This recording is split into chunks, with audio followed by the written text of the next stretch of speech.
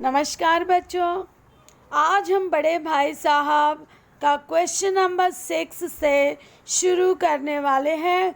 Question number 5 तक हम लोगों ने पहले ही कर लिया है। आपने अपनी नोटबुक में ये चीज़ें लिख चुके हैं। तो चलिए क्वेश्चन नंबर 6 हम लोग एक बार करते हैं। क्वेश्चन नंबर 6 है कि बड़े भाई साहब ने ज़िंदगी और के अनुभव और किताबी ज्ञान में से किसे महत्वपूर्ण दिया है और क्या कहा है।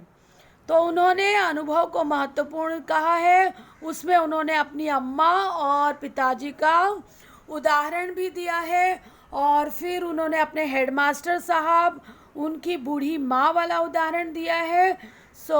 अनुभव और किताबी ज्ञान में से अनुभव को बड़े भाई ने बहुत महत्व दिया है। किसे महत्व दिया है? अनुभव को महत्व दिया है उन्होंने। और उदाहरण डाल करके ये उत्तर कंप्लीट करना होगा। बताइए पाठ के किन अंशों से पता चलता है कि छोटा भाई अपने भाई साहब का आदर करता था।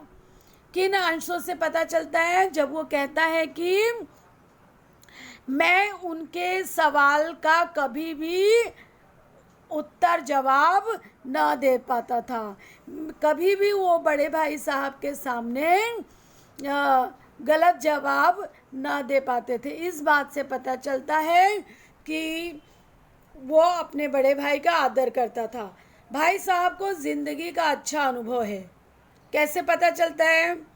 रावण से लेके शाहे रूम, शैतान, ज्योमेट्री, इतिहास, भूगोल, हिंदी, सब का, सारे विषय का जिस प्रकार से वो ज्ञान बांटते फिरते हैं उससे पता चलता है कि भाई साहब को ज़िंदगी का अच्छा अनुभव था। आपको सारे प्रश्न उत्तर लिखने हैं।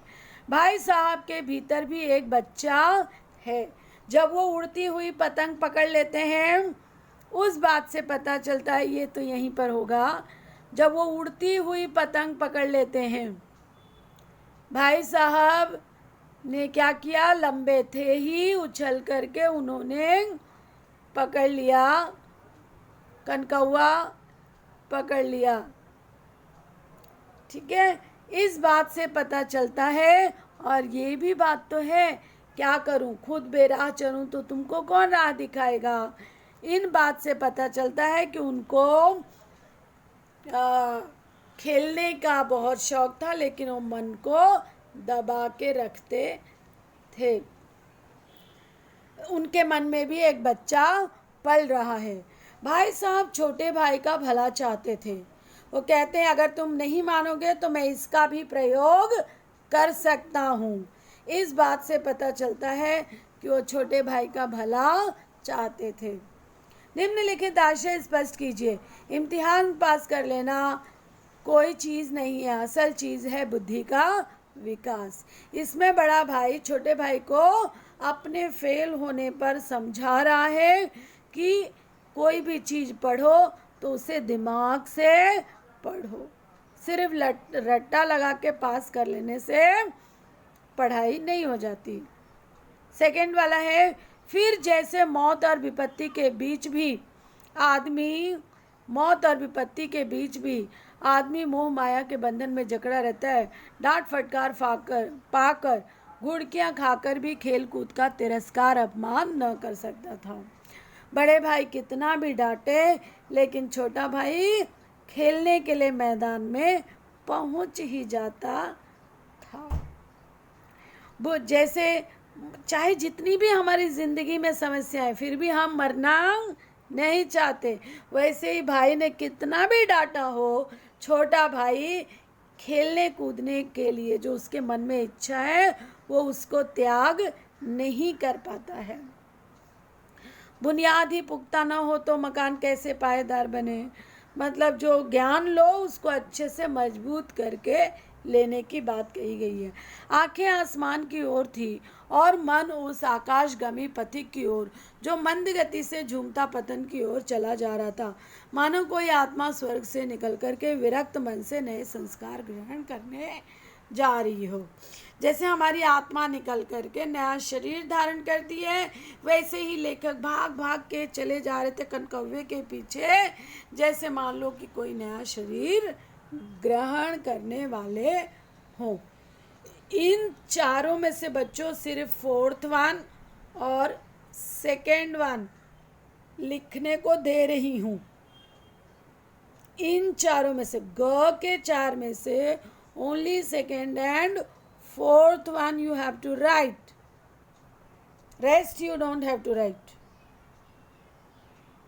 ओके, नेक्स्ट पेज पर मैं चल रही हूँ। पर्यायवाची आपको नहीं आने वाला है, so no need to do it. So ये वाला आप नहीं करोगे। प्रेमचंद की भाषा बहुत पैनी और मुहावरेदार है, इसलिए उनकी कहानियाँ रोचक और प्रभावपूर्ण होती हैं। इस कहानी में आप देखेंगे कि हर अनुच्छेद में 2-3 मुहावरे का प्रयोग। उदाहरणतः इन वाक्यों को देखिए।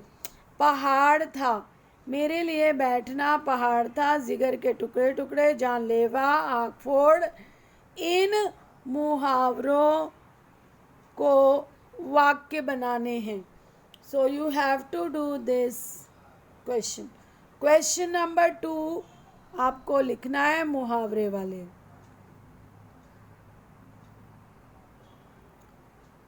ओके, यहाँ पर भी देखिए, निम्नलिखित मुहावरों का वाक्यों में प्रयोग कीजिए। ठीक है, सो यहाँ भी करेंगे आप क्वेश्चन नंबर 2। क्वेश्चन नंबर यहाँ पे ये जो दिया गया है, क्वेश्चन नंबर 2 का, इसी 2 का कंटिन्यूएशन 3rd पेज पर है, ये वाला, ये आपको लिखना है। सिर पर नंगी तलवार लटकना, हर समय कोई ना कोई मुसीबत सामने होना। ठीक है बच्चों, आड़े हाथों लेना, सिर पर नंगी तलवार लटकना, परीक्षा आते ही लगता है कि सिर पर नंगी तलवार लटक रही हो। आड़े हाथों लेना, आड़े हाथों लेना, मजा चखाना, किसी को शर्मिंदगी एहसास करवाना, आड़े हाथों लेना। परीक्षा पढ़ाई, मेरी पढ़ाई का मजाक उड़ाने वाला राम जब फेल हो गया तो मैंने भी उसे आड़े हाथों लिया। आड़े हाथों लेना, अंधे के हाथ बटेर लगना, अंधे के हाथ बटेर लगना,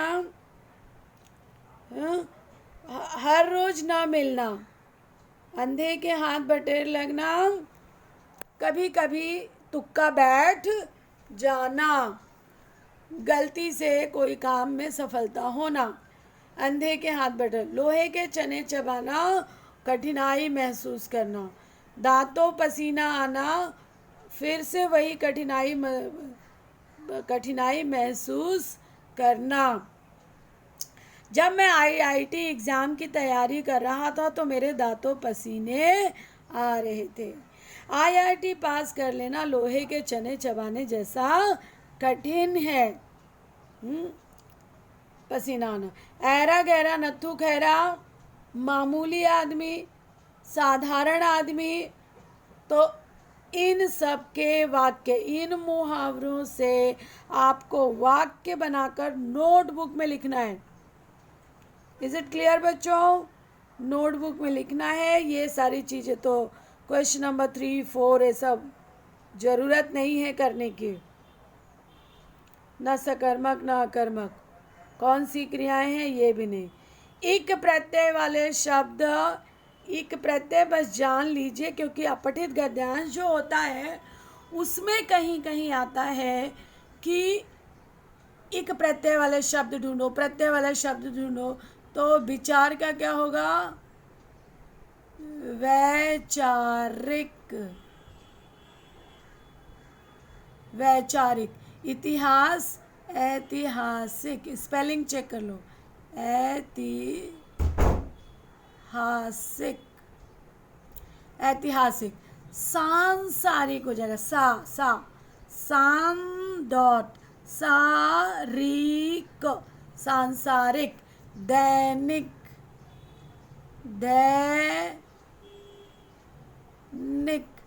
दो चुंडी ऊपर, दैनिक। नैतिक, नैतिक। प्रायोगिक, आधिकारिक, प्रायोगिक,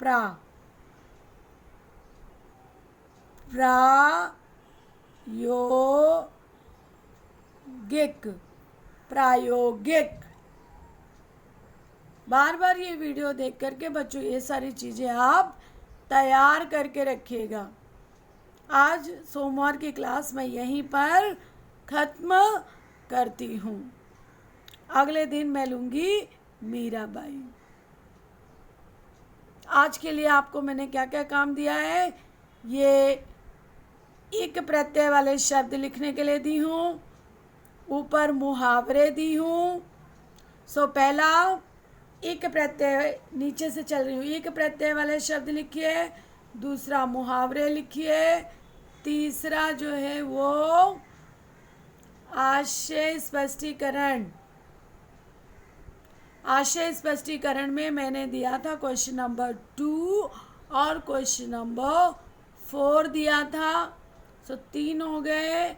उसके ऊपर किन अंशों से पता चलता है कि छोटा भाई, वो अंशों से पता चलता है।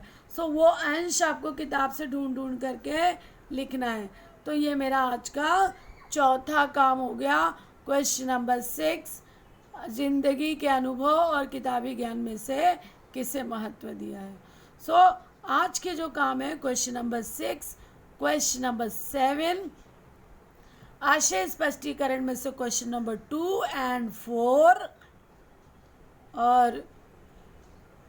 और मुहावरे ये वाले इस पेज के, पेज नंबर 65 के मुहावरे करने हैं। और लास्ट में बस दिया है मैंने ये एक प्रत्यय वाले शब्द ढूंढ करके लिख दीजिए। बच्चों आज तो फिर मेरी क्लास यहीं पर समाप्त होती है। नमस्कार।